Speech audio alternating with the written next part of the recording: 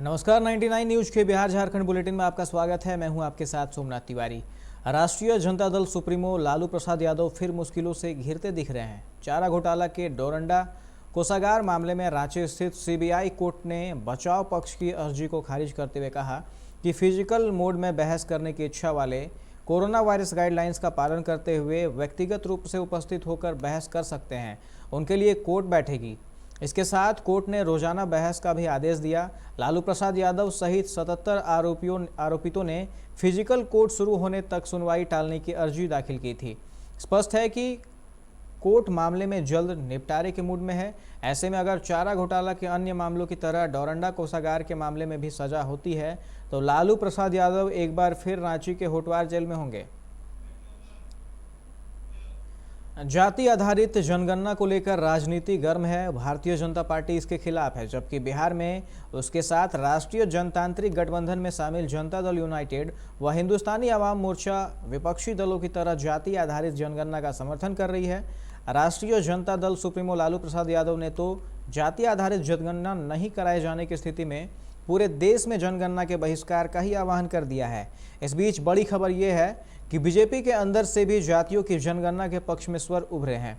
बिहार में मुख्यमंत्री नीतीश कुमार की सरकार में बीजेपी कोटे के राजस्व एवं भूमि सुधार मंत्री रामसूरत रॉय ने कहा कि जाति आधारित जनगणना भी हो और जनसंख्या नियंत्रण के लिए कानून भी बने। तेजप्रताप यादव से राजद प्रदेश अध्यक्ष जगदानंद सिंह के मनमुटाव और पोस्टर विवाद के बीच नेता प्रतिपक्ष तेजस्वी यादव बुधवार रात पटना पहुंचे। उन्होंने कहा कि इस मामले पर वे गुरुवार को विस्तार से बात करेंगे। इस बीच रात में तेजस्वी यादव खुद गाड़ी ड्राइव करते हुए पटना की सड़कों पर निकले। भले पार्टी में विवाद हो, लेकिन उनके चेहरे पर कोई टेंशन नहीं दिख रहा था। गाड़ी चलाते हुए वे कई इलाकों से गुजरे। बताया जाता है कि उन्होंने दीघा की ओर जाकर बाढ़ के हालात देखे। समाजवादी विचारधारा के पोषक राजद के प्रदेश राजद अध्यक्ष जगदानंद सिंह पर लालू यादव के लाल तेजप्रताप यादव के बिगड़े बोल से अन्य पार्टियों के नेताओं व कार्यकर्ताओं में भी गुस्सा है। जदयू नेताओं ने वरीय नेता जगदानंद की भावनाओं को ठेस पहुंचाने वाले पूर्व स्वास्थ्य मंत्री राजद नेता तेजप्रताप यादव के बयान के खिलाफ भड़ास निकालना शुरू कर दिया है। जदयू के जिला प्रवक्ता सत्यप्रकाश तिवारी ने प्रेस वार्ता के दौरान लालू के लाल तेजप्रताप पर खूब तंज कसा। उन्होंने कहा कि तेजप्रताप यादव बार बार जगदानंद सिंह जैसे सम्मानित नेता पर अमर्यादित टिप्पणी करते हैं।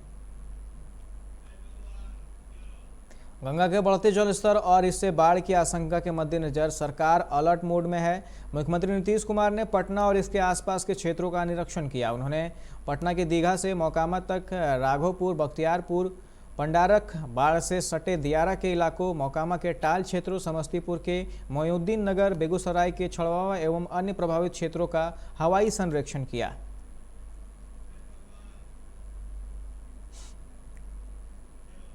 नवादा के रजौली थाना की पुलिस टीम पर बरवा गांव में हमला किया गया, जिसमें थानाध्यक्ष इंस्पेक्टर दरबारी चौधरी सहित कई पुलिसकर्मी चोटिल हुए हैं। इस मामले में 10 लोगों को गिरफ्तार किया गया है। घटनास्थल पर कैंप कर रही एसपी डीएस सांवला राम ने 3 पुलिसकर्मियों के घायल होने की पुष्टि की है। बताया जाता है कि बुधवार संध्या 6 बजे के बाद थानाध्यक्ष श्री चौधरी बीएमपी व जिला बल के जवानों के साथ जोगिया मारन पंचायत के बरवा गांव में हत्यारोपित सत्येंद्र यादव को गिरफ्तार करने पहुंचे थे।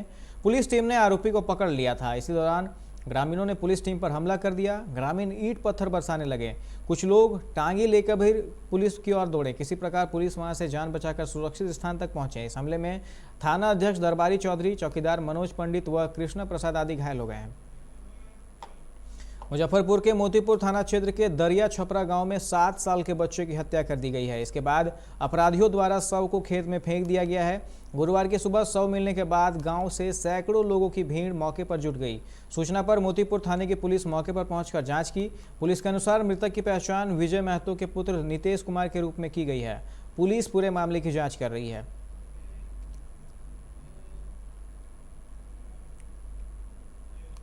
मुनिडी के बालूडी में गुरुवार को पल्सर बाइक सवार 2 अपराधियों ने 60 वर्षीय बुजुर्ग महिला के गले से सोने का चेन छीन फरार हो गए। महिला बाजार जा रही थी, तभी पीछे से आए बदमाशों ने छिनतई की घटना को अंजाम दिया। घटना की सूचना मुनिडी पुलिस को दे दी गई है, जिसके बाद ओपी प्रभारी रोशन बाड़ा मौके पर पहुंचकर जांच में जुट गए हैं। दुर्लभ बीमारी स्पाइनल मस्कुलर एट्रोफी से जूझ रहे पटना के रूपसपुर इलाके में रहने वाले आलोक सिंह और नेहा सिंह के 10 माह के बेटे आयान सिंह के लिए बिहार भर में कैंपेन चलाया जा रहा है। इसी क्रम में जमुई के खेड़ा में आयांश के इलाज के लिए डोर टू डोर कैंपेन चल रहा है। आपको बता दें कि बच्चे का इलाज बेंगलुरु के national institute of mental health and neuro sciences में चल रहा है, जहां बताया गया है कि आयांश को एक इंजेक्शन से बचाया जा सकता है, जिसकी कीमत 16 करोड़ रुपये है। मुंगेर से दिल्ली हथियारों को खेप ले जा रहे 4 तस्कर सूर्यगढ़ा से गिरफ्तार हुए हैं।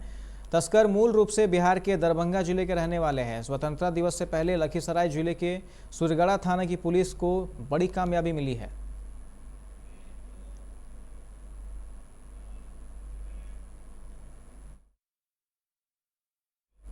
जाति आधारित जनगणना को लेकर राजनीति गर्म है। भारतीय जनता पार्टी इसके खिलाफ है, जबकि बिहार में उसके साथ राष्ट्रीय जनतांत्रिक गठबंधन में शामिल जनता दल यूनाइटेड व हिंदुस्तानी आवाम मोर्चा विपक्षी दलों की तरह जाति आधारित जनगणना का समर्थन कर रही है।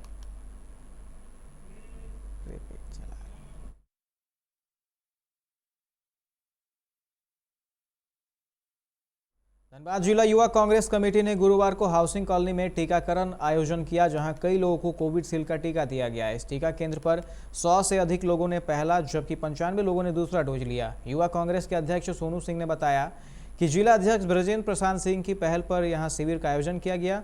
इस कैंप में जरूरतमंद लोगों को विशेष व्यवस्था कर टीकाकरण किया जा रहा है। यह टीकाकरण सुबह 10 बजे से संध्या 4 बजे तक किया जाएगा। वैक्सीनेशन कैंप लगाया गया है। हमारे अभिभावक जिला कांग्रेस कमेटी के अध्यक्ष आदरणीय ब्रजेंद्र प्रसाद सिंह जी के पहल पर यहाँ पे हाउसिंग कॉलोनी न्यू पार्क में वैक्सीनेशन कैंप लगाया गया है, जिसमें हम लोग 45 प्लस फर्स्ट डोज और सेकेंड डोज दोनों कोविडशील्ड की दोनों डोज है, और 18 प्लस का भी कोविडशील्ड डोज लगाने का काम किया जा रहा है। कितने का लक्ष्य रखा है आप लोगों ने? हम लोग 200 प्लस का लक्ष्य रखे हैं। 100 प्लस है 45 प्लस और 100 प्लस है 18 प्लस कोविडशील्ड का डोज। सरकार का टीकाकरण का जो कार्य चल रहा है, उसी कड़ी में आज धनबाद में हाउसिंग कॉलोनी के न्यू पार्क में हमारे यूथ कांग्रेस के अध्यक्ष सोनू सिंह के नेतृत्व में यहाँ लगाया गया है, और ये काफ़ी अच्छा यहाँ व्यवस्था भी किए हैं। यहाँ तो बहुत ज़्यादा हो जाता है धनबाद में और पूरे झारखंड में, लेकिन बहुत दुख के साथ कहना पड़ता है कि जितना होना चाहिए था उस रफ्तार से नहीं दिया जा रहा है टीका, इसलिए कि केंद्र सरकार के द्वारा चाहे वो कोविशील्ड हो या कोवैक्सीन हो, उसकी आपूर्ति नहीं की जा रही है। और 2-2 दिन ऐसा हो रहा है कि एक केंद्र 2 केंद्र में ही केवल लग रहा है। इसलिए केंद्र सरकार के झारखंड के प्रति उदासीनता के चलते यहाँ काफ़ी विलम्ब हो रहा है टीका देने में। इसलिए हम केंद्र सरकार से और प्रधानमंत्री जी से मांग करते हैं आपके द्वारा कि झारखंड में भी जिस तरह से आप भाजपा शासित राज्यों में टीकाकरण की आपूर्ति कर रहे हैं, यहाँ भी उसी तरह से भिजवाइए। इंटर की छात्राओं पर लाठीचार्ज करने वाले धनबाद के एसडीएम सुरेंद्र कुमार को राज्य सरकार ने उन्हें पद से हटा दिया है और उन्हें सचिवालय में भेज दिया गया है। 6 अगस्त को धनबाद समाहरणालय में राज्य के स्वास्थ्य मंत्री बन्ना गुप्ता की उपस्थिति में उन्होंने बगैर चेतावनी के इंटर के छात्राओं पर लाठीचार्ज किया था। छात्राएं मंत्री से मिलने के लिए समाहरणालय में पहुंची थी। इस दौरान एसडीएम ने लाठीचार्ज किया। इसके बाद यह मामला तूल पकड़ लिया। कार्रवाई के लिए अखिल भारतीय विद्यार्थी परिषद ने आंदोलन छेड़ रखा था। सुरेंद्र कुमार को सचिवालय में पर्यटन विभाग में अवर सचिव बनाया गया है। रांची रेलवे स्टेशन के प्लेटफॉर्म नंबर 2 पर बुधवार की देर रात स्वर्ण जयंती एक्सप्रेस की चपेट में आने से एक रेलवे कर्मचारी की मौत हो गई। रेल कर्मचारी को रांची एलटीटी ट्रेन से प्रयागराज जाना था, लेकिन उनकी ट्रेन लेट थी। तभी वह प्लेटफॉर्म 2 पर खड़ी स्वर्ण जयंती एक्सप्रेस ट्रेन का बाथरूम यूज करने गए। तब तक ट्रेन खुल गई। ट्रेन खुलते ही वह तेजी से बाथरूम से निकलकर ट्रेन से उतरने की कोशिश कर रहे थे। तभी वह ट्रेन के नीचे आ गए, जिससे उनकी मौके पर ही मौत हो गई।